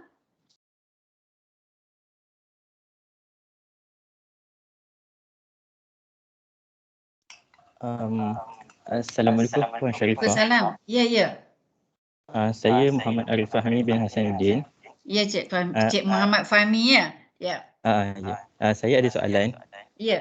Macam yang kita semua sedia maklum, bekerja dalam bidang healthcare industry ni kan can be quite challenging sometimes, right? So I want to ask you for some tips, macam mana kita boleh persiapkan diri untuk menguruskan stres semasa dah bekerja dalam bidang healthcare industry ni. Soalan tu bagus, Cik Muhammad. tadi saya ada mention ni, bila you tengok etika dan integriti ni kan, yang bersikap positif. What you say is very true. Bila kita bekerja di mana-mana pun lah ya, terutama sekali di healthcare, you will face challenges. Pasal apa? Bila kita bekerja di tempat lain, kita tengok semua orang biasa, orang sihat kan. Bila kita bekerja di tempat yang hospital, tengok orang sakit, kadang-kadang dengan kemarahan dia pun it will affect us. Kita sebagai manusia ni kadang kita lemah ya. Sebab tu saya always wants to emphasize and I put this in red, sikap positif. Bila kita terima something yang negatif ya, sometimes kita dengar macam my team here selalu dengar masalah. So what do? Kita tak nak bila kita dengar masalah, it will drain your energy. By the time balik rumah dah letih, dah tak nak dengar dah masalah. So you need to be able to be positive and be able to focus in the sense that I always tell myself, kita tak boleh personal ya. Kalau orang marah sebab dia tak happy dengan servis, kita tak boleh personal. Bila kita personal, it will affect you. So take it as okay, tak apa, mungkin walaupun dia marah dengan hospital, bukan dia marah dengan saya, something that kita boleh buat untuk improve ya, so that we can do things better. So it's important ya, as individu kita tak boleh be personal. Apa orang tegur kita tak boleh personal, kita take it as something positive. Saya pun muda-muda dulu bila bekerja, kadang-kadang orang tegur, oh ini tak boleh buat macam ni, you kena buat macam ni. Kita tak boleh emotional ya, kita tak boleh beremosi ya kalau orang tegur kita bekerja tak betul, ataupun take satu teguran itu sebagai something yang you boleh improve yourself. Ya, kalau you bersikap terbuka, you tak boleh kata, oh saya tak suka orang tegur saya rasa saya dah pandai dah. So to me it's important kita kena learn to accept and learn to move on. So kalau you tak ada bersikap positif, it's going to be very difficult. Yeah, especially in the working in the hospital, sebab you akan tengok keadaan especially ya pesakit, bila dia sakit dia frustrated, bila frustrated dia akan kadang-kadang staff ni jadi sasaran lah. Dia frust ni, orang tak datang tengok dia sakit, ataupun dia frust ni, dia sakit kanser, kenapa dia sakit, kenapa kamu tak sakit. So these are the things sometimes it's not going to be easy. So if you must know, that's why it's very important. So I hope in your learning you also learn, I tak tahu you punya basic kau ada one paper on psychology that can help you ya. Dan bagi saya, kalau orang-orang Melayu Islam, saya selalu bagi nasihat, kita bila kita bekerja tu kita selalu banyak berdoa. InsyaAllah Allah will give you the kekuatan. Bila kita banyak berdoa, InsyaAllah you will overcome. Sebab you akan mengatasi macam-macam di hospital. Ya, so apa pun kita bekerja di mana pun, kalau kita bersikap positif dan jangan kita terlalu emosi. Work is work and don't be personal. That is only my advice. Okay, Cik Muhammad? Ada lagi nak tanya? Okay. I hope I can answer that question ya, Cik Muhammad ya. Yes, thank you, Puan. Ya, terima kasih. Assalamualaikum. Waalaikumsalam. Saya Nur Atira binti Yusof. Saya nak tanya pada pendapat Puan, apa cara penambahbaikan dari segi teknologi dan equipment yang ada dekat hospital? Okey. Penambahbaikannya. Okey, sekarang ni kan bagi saya kan Atira, saya dah tengok macam hospital yang saya bekerja ni, alhamdulillah lah kelengkapan tu ada, tapi dari segi teknologi ni dia kan kalau you cakap pasal komputer lah, kalau komputer ni sentiasa akan berubah. Every now and then there's always new technique, even surgery pun ada saja. Dulu orang buat surgery, open surgery, sekarang ni macam-macam teknik ada untuk improvement. I think what is important in terms of teknologi ni, mana-mana kita bekerja, they must be open to accept changes, proses and so forth. Kita tak boleh duduk setiap macam dululah sebelum ada MRI, sebelum ada CT scan, kita harapkan X-ray, kita harapkan mungkin ultrasound, lepas tu bila ada CT scan, bila ada MRI pula sekarang macam-macam ya, ada yang 3D, ada yang apa. Jadi every hospital I feel they should invest. Macam Alhamdulillah in where I work, tempat saya bekerja, tiap-tiap satu yang ada some new equipment lah in the industry. Vendor-vendor ni dia akan cari kita lah, oh dia nak promote, sekarang ni dulu kita punya MRI biasa saja, sekarang kita ada 3D, so which means lebih canggih, lebih senang kita nak diagnose patient, dan dia akan promote lah produk dia. So yeah, it's good because sometimes teknologi ini will help the doctor to diagnose patient better and faster. Dulu kita mungkin mengambil lebih masa, kita kena buat banyak test sebelum kita nak tahu betul ke ni kanser, example ya. Tetapi sekarang ni dengan ada teknologi ini lebih canggih dan lebih mudah ya. Cuma bila canggih dan mudah tu bayarannya lebih lagi lah. Itu saja Atira ya. Baik Puan, terima kasih. Sama. Ada lagi?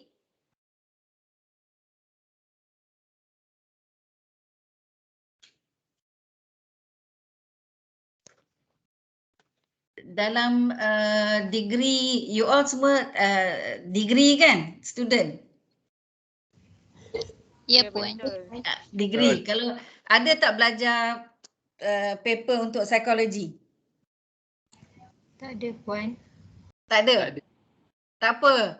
Is bila you habis nanti you boleh ambil dekat Open University. Bukanlah kalau dekat universiti you ada, ambil.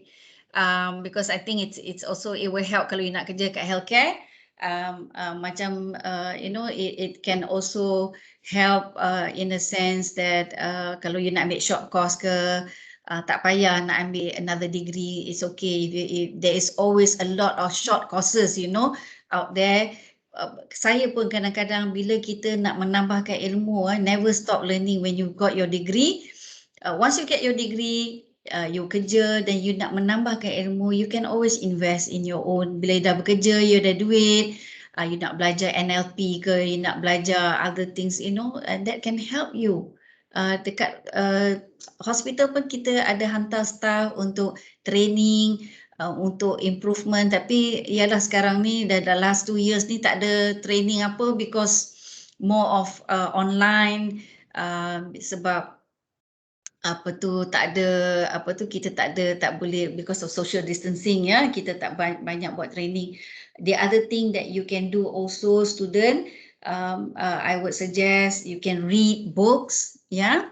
Alright, banyak buku-buku yang you boleh baca and help you, and I think some of the books will help in terms of kerjaya, help in terms of how to stay positive.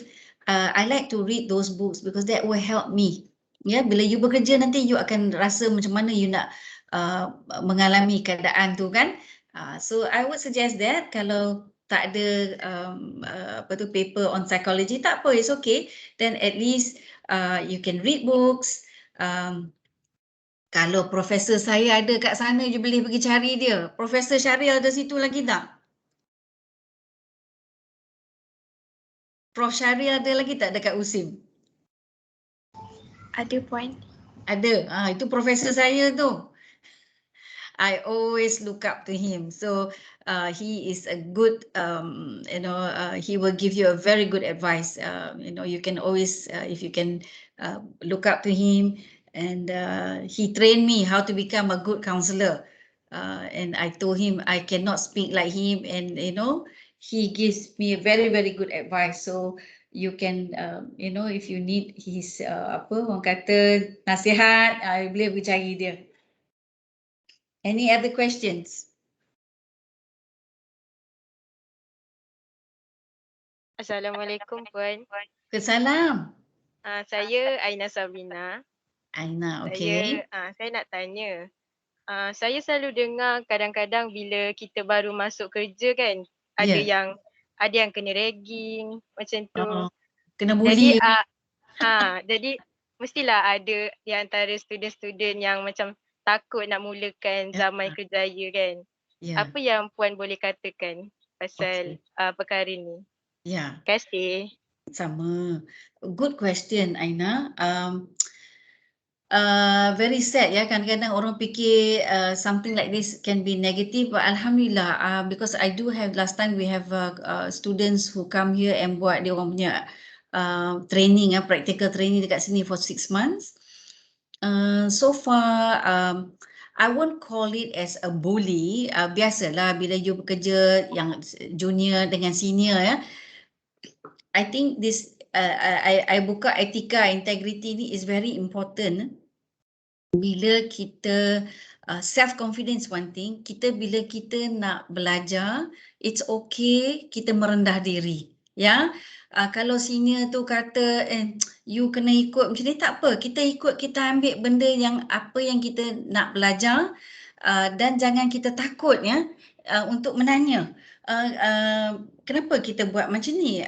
Boleh tak you tolong explain so that at least I pun nak belajar, I baru bekerja ya. So for sometimes bila there's a lot of, bila kita baik dengan orang, I find that orang tu senang nak turunkan ilmu yang dia ada, nak share dengan kita. Tetapi bila kita susah nak berkawan dengan orang, yang tu yang jadi susah. Some people have that. Dia baik tapi dia tak suka nak kongsi ilmu. Ya, it's okay. Jangan rasa kecil hati. Bila kita datang bekerja, you are junior, it's okay. Yang important to me is kita merendah diri sebab kita nak belajar. Kita nak tahu macam mana kita macam I have one technician dekat diagnostik. Dia baru graduate, dia tak pandai lagi macam mana nak handle machine diagnostic example ya. Jadi dia kena belajar dengan senior is there to guide ya. So jangan kita takut nak bertanya ataupun malu nak bertanya sebab kita takut dan malu nanti kita tanya nampak kita ni tak cerdik, tapi kata ada degree, kenapa yang ni pun tak tahu. Sometimes things like this kalau jadi jangan take it personal ya. It's okay, kata tak apa. Saya dulu pun bila saya bekerja di sini saya tak ada knowledge. Ya, kadang-kadang saya tanya soalan saya rasa orang boleh gelak. Orang kata because some clinical yang saya tak pernah dengar dulu bila bekerja baru saya dengar. Jadi saya tanyalah. Tak apalah soalan tu kalau orang kata tak cerdik pun at least I want to know, I want to learn. Ya. So you kena ada sikap tu. You tak boleh and then show your confidence. Okay? Jangan show confidence sampai tak mau tanya. Whatever kita buat, macam I always tell the young nurses bila I was teaching a while in one of the nursing college, and I told them when they come here and do training, it's okay. You tell them I'm a student, I've been trained, so allow me, if I can take your blood pressure example. So bila kita panic, bila orang tanya, you know how to handle this? Kalau student tu dia no, I'm a student. It's okay, you've been trained. So tell them, yes, I'm new, but allow me, I've been trained to handle this, and don't worry, I've been, practicing this, so allow me to do it, so I be able to do it for you. So kita kena instill that confidence. Once you punya senior ada confidence in you, insyaAllah, dia akan perturunkan lebih banyak ilmu. Ya, what is important bila kita baru masuk, kita kenalah baik dengan orang sebab kita nak ambil ilmu dia, kan? So making friends is important, ya. And because to me that's what I do. I suka bertanya. Tak apalah orang gelak kan I tanya soalan tak cerdik pun, at least I learn. If I don't know, zaman mula-mula I masuk kerja tak adalah Google secepat dengan pakai handphone ya. I have to go to computer, I learn apa doktor ni cakap macam ni, ke doktor is not going to explain to you apa dia cakap kan. So jadi I took down and then I come back, I buat research sendiri, And then baru I faham, oh doktor kata macam ni. So we have, bila kita baru bekerja tu kena rajin sikit lah. Rajin bertanya, rajin buat research ni, tanya oh apa maksud, apa dia cakap ni, buat test ni macam mana. So the other thing is observe. Ya, kita mesti tengok bila senior buat kerja tu, kita tengok macam mana dia buat kerja. Bila kita tengok, of course, I always say this, bila kita tengok, jangan kita tengok benda yang dia buat yang betul lah. Kalau dia buat yang benda tak betul, jangan pula kita ikut benda yang tak betul ya. Alright, so in private hospital, I can't say much. I've never worked in a government hospital, but cuma my experience is as a patient tu lain lah ya.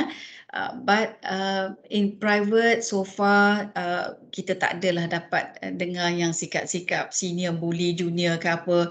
But in nursing, one thing I know, they expect you to catch up fast. Sebab kadang-kadang nurse buat kerja ni dia tak sempat nak sit down and train you A to Z, so you must learn to pick up. And I know as a university student, you all mesti you all already have this basic learning, in the university level, you all should be able to pick up fast, insyaAllah. So don't worry about it, yeah? Okay, Puan. I answer your question, Zainab. I may not be able to give you 100%, tapi bolehlah you use it as some basic guidance, ya? Okay, Puan. Yes. Ada apa-apa nak tanya?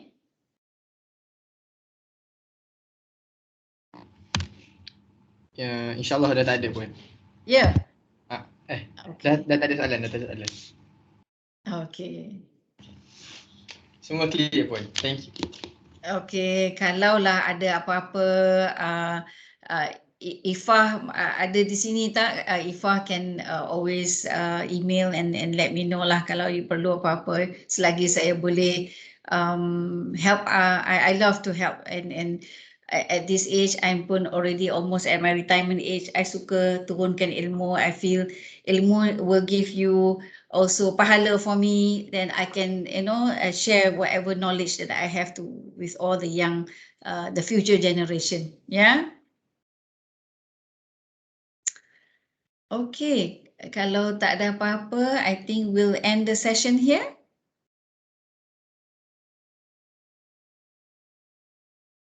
Boleh, Puan.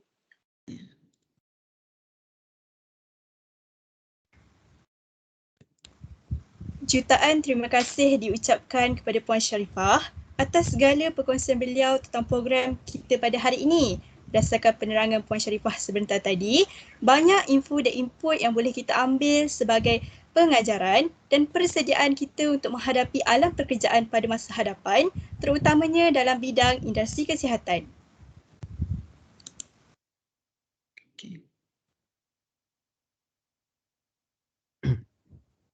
Baiklah.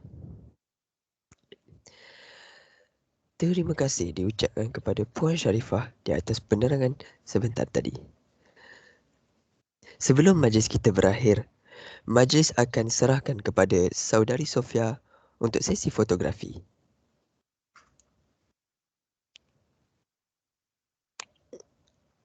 Okay, terima kasih saya ucapkan kepada saudara pengurusi majlis. Okay, Assalamualaikum warahmatullahi wabarakatuh.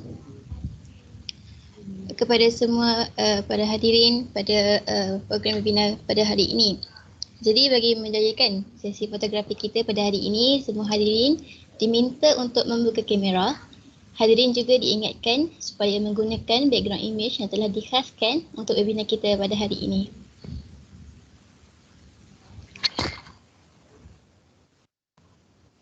Dan sebagai makluman, gambar akan diambil selepas kiraan yang ketiga. Jadi para hadirin diminta untuk bersedia sambil menanti para hadirin yang lain. Do you want to take among students saja ke ataupun saya leave the session? Tak, bersama Puan. Oh, bersama saya. Okey. Nanti hantar dekat saya sekali ya. InsyaAllah boleh. Okey, terima kasih.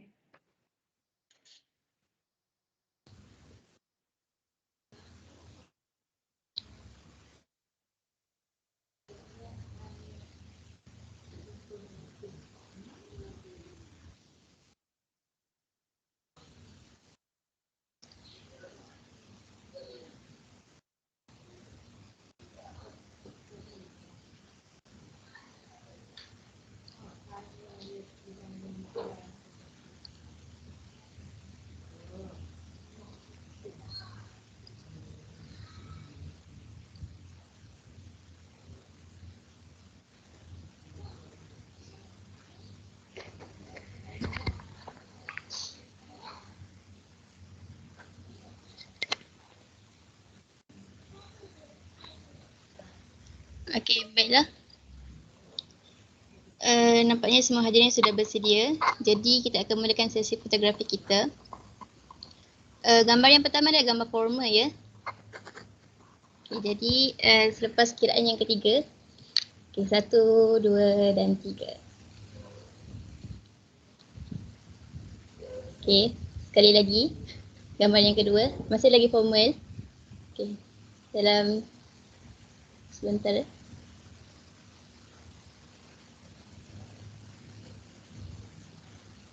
Okay, selepas kiraan yang ketiga, 1, 2 dan 3.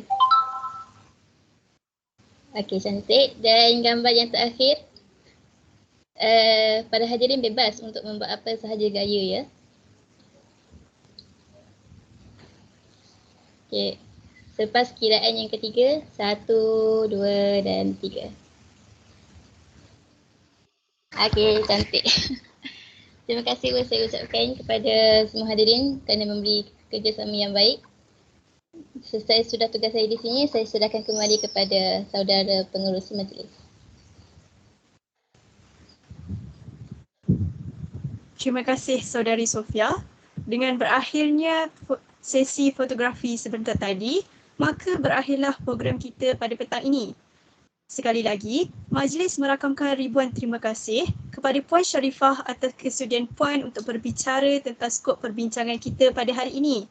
Kami berdua, mewakili ahli jawatankuasa majlis, ingin memohon maaf jikalau ada kecacatan atau kesilapan sepanjang program ini berlangsung. Sekian, wabillahi taufiq wal hidayah. Wassalamualaikum warahmatullahi wabarakatuh. Terima kasih juga kepada para pelajar diingatkan.